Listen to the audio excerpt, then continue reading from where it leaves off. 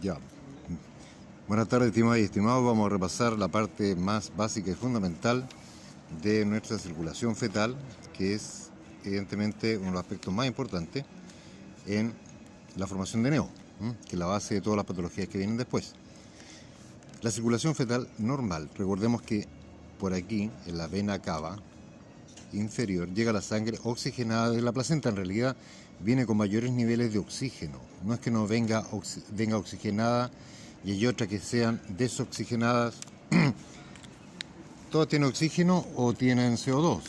Estamos hablando de los mayores niveles o menores niveles que puedan tener de ello.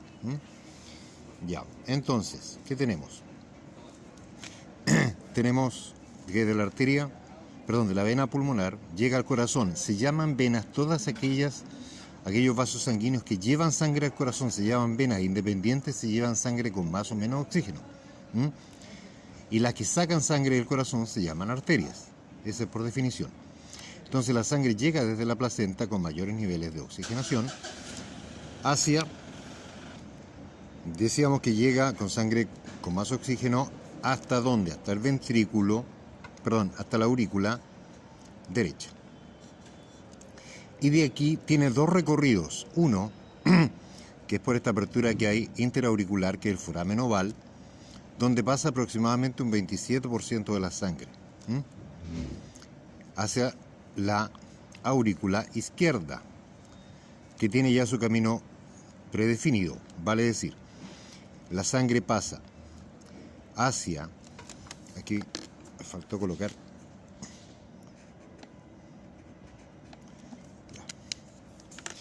pasa hacia el ventrículo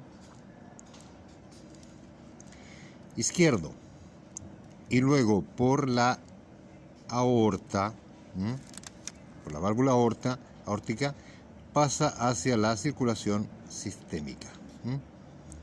Esta es la aorta. Ya hay otra fracción de la sangre, que es la mayor parte, el 67%, que pasa hacia el ventrículo derecho. Y del ventrículo derecho sigue el camino por lo que es la arteria pulmonar. ¿Y por qué arteria? Porque lleva sangre, o sea, está sacando sangre del corazón, por algo se llama arteria. Su recorrido direccional lógico es hacia los pulmones. Pero como aquí hay una alta resistencia pulmonar, porque el feto no tiene actividad pulmonar, pasa solo una pequeña cantidad de sangre, alrededor del 7 al 10%, que es para la nutrición y crecimiento de los pulmones propiamente tal. La mayor parte de la sangre pasa por este pequeño conducto que está aquí, que se llama ductus arterioso. La sangre pasa por el ducto arterioso hacia la circulación sistémica o aorta. Vale decir, el feto recibe sangre por la aorta hacia la circulación sistémica desde dos vías. Originalmente una que se divide en dos. Y esto es importante. ¿Por qué? Porque el 27% pasa a la aurícula izquierda por el foramen oval, otro 67% hacia el ventrículo izquierdo en dirección a los pulmones. El que pasa por la aurícula derecha hacia el aurícula izquierda, ventrículo izquierdo hacia la aorta, y de aquí una fracción importante, por supuesto, va a nutrir la subclavia derecha y aquí la carótida común, que lleva sangre hacia el cerebro.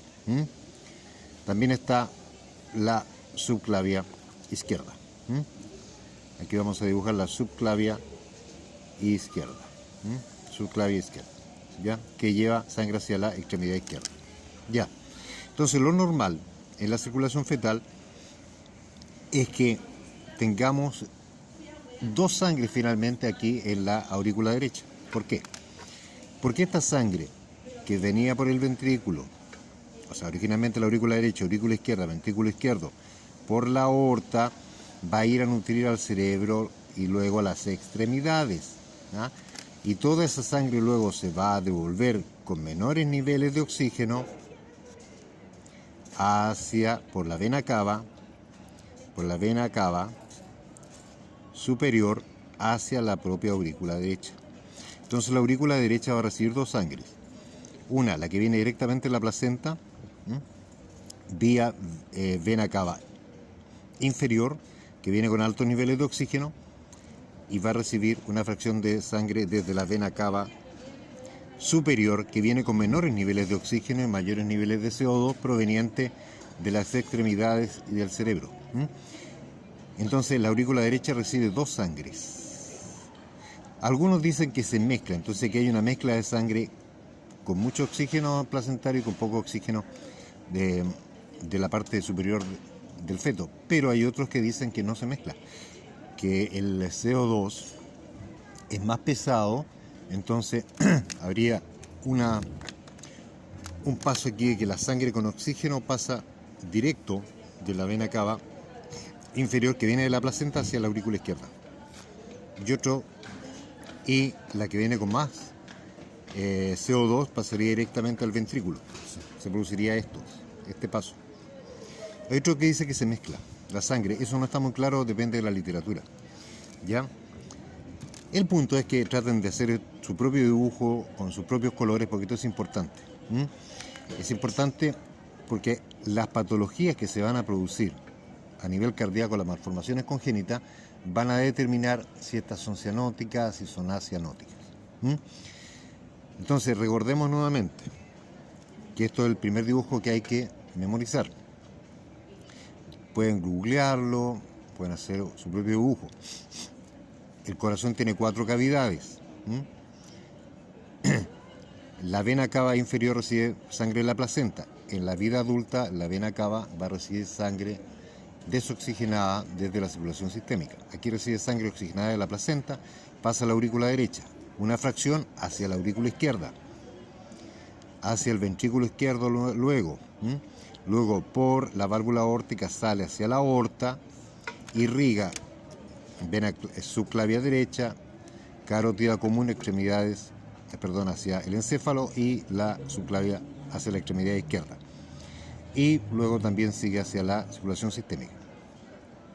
Otra fracción de la sangre, y esta sangre que viene aquí, que va hacia la subclavia derecha, la carótida, ya hacia el encéfalo, después de vuelta, que viene con menos oxígeno porque ya se ha producido el metabolismo, ¿no es cierto?, vuelve a la aurícula derecha por la vena cava superior, y aquí hay una mezcla de sangre. Que vuelve, el 27% va a ser hacia la aurícula derecha, pero un 67% va hacia el ventrículo derecho, va por la arteria pulmonar hacia los pulmones. Como los pulmones tienen una alta resistencia, esa sangre pasa por el ductus y va hacia la aorta. Entonces aquí hay una mezcla nuevamente de sangre. Aquí hay una mezcla de sangre que va determinada por la sangre que viene directamente desde el ventrículo izquierdo, proveniente de la aurícula izquierda, proveniente de la aurícula derecha, y la otra que dio toda la vuelta por el ventrículo derecho, pasó por la arteria pulmonar y a través del ducto arterioso llegó a este punto para mezclarse y generar la circulación sistémica. Importante para efecto de prueba, la sangre no pasa hacia el pulmón porque tiene una alta resistencia, no pasa. En cambio pasa la circulación sistémica hacia la aorta porque tiene una baja resistencia. Cuando el recién nacido nace, se invierte esto y el pulmón cede y permite el paso de la sangre, o sea, en el nacimiento baja la resistencia pulmonar, pero aumenta la resistencia aórtica. Entonces la aorta y los vasos arteriales tienden a generar una mayor resistencia, que es lo que se conoce como presión arterial. Entonces nosotros ya podemos anticipar algunas cosas. ¿Qué pasa si este ductus queda abierto en la vida fetal? O sea, en la vida del recién nacido. Esta circulación que venía de la aurícula del ventrículo derecho, que pasa por la arteria pulmonar y que pasa hacia el pulmón, después esta sangre vuelve hacia la aurícula izquierda, oxigenada en la vida del recién nacido o circulación adulta, va al ventrículo izquierdo, pasa hacia la aorta, va hacia la circulación sistémica, pero aquí se devuelve. ¿Ah? Entonces, en la circulación fetal, nosotros tenemos dos chunts, o chants. Y son de derecha a izquierda. Pregunta de prueba y de ensayo, de examen. Uno es a través del foramen oval interauricular. Chunt de derecha a izquierda, desde la aurícula derecha a la aurícula izquierda. Y el otro es el chunt del ducto arterioso, desde el ducto arterioso hacia la circulación aórtica, hacia la aorta. Entonces el chunt es de derecha a izquierda. Si este ducto queda abierto, ¿qué es lo que vamos a tener? Vamos a tener que esto debería cerrarse funcionalmente. Después de varios meses, 3 o 4 meses, esto debería estar completamente cerrado. El ducto arterioso es alguna literatura que dice al año. Entonces la circulación ya no pasa entre la aurícula, sino que pasa directamente al ventrículo, por la arteria pulmonar, pasa hacia los pulmones, se oxigena. Y uno dice, ¿por qué no pasa directamente por el ducto si está abierto? No, por presión va a seguir de largo, por la fuerza, hacia el pulmón. Y el pulmón se oxigena, pasa por la vena pulmonar, porque ahora es vena. Esta es una vena porque lleva sangre hacia el corazón, aurícula izquierda, ventrículo izquierdo, aorta, y aquí la sangre se devuelve. Entonces, aquí el chunt en el ducto arterioso persistente se devuelve y genera un chunt de izquierda a derecha. Sobrecarga la arteria pulmonar porque se está devolviendo la sangre. Entonces, ¿qué es lo que nos va a generar a nivel de pulmón? Una sobrecarga por esta devolución. ¿Y qué es lo que va a generar ahí en el pulmón? Un edema. Y eso nos va a generar un síndrome de dificultad respiratoria, primer signo, síntoma de un ducto arterioso persistente. Y además está sobrecargando la arteria pulmonar, el pulmón y también al ventrículo derecho. Por tanto, se nos puede provocar una hipertrofia del ventrículo derecho o patología del ventrículo derecho, porque está sobrecargando esto. Lo importante es conocer bien la anatomía, luego vamos a ver la cardiopatía una por una. Pero hay que conocer la anatomía de la circulación fetal normal bien y hacer su propio dibujo para que después nosotros podamos entender cada una de las patologías. Ahí no se vio el dibujo, pero es edema y síndrome de dificultad respiratoria. Entonces, entendiendo la circulación fetal normal, nosotros después vamos a poder entender las patologías y si son cianóticas o acianóticas, qué parte del corazón se va a hipertrofiar, en fin. ¿Ya? Y la importancia del ductus. Recordemos que el ductus lo mantienen abierto las prostaglandinas. Si se toman AINES antes de tiempo o una cantidad excesiva antiprostaglandínico, se cierra el ductus. Por eso es que los AINES están contraindicados en el embarazo. Bueno, hagan bien sus dibujitos y nosotros vamos a hacer una clase después de esto para aclarar dudas. ¿Les parece? Ok. Gracias.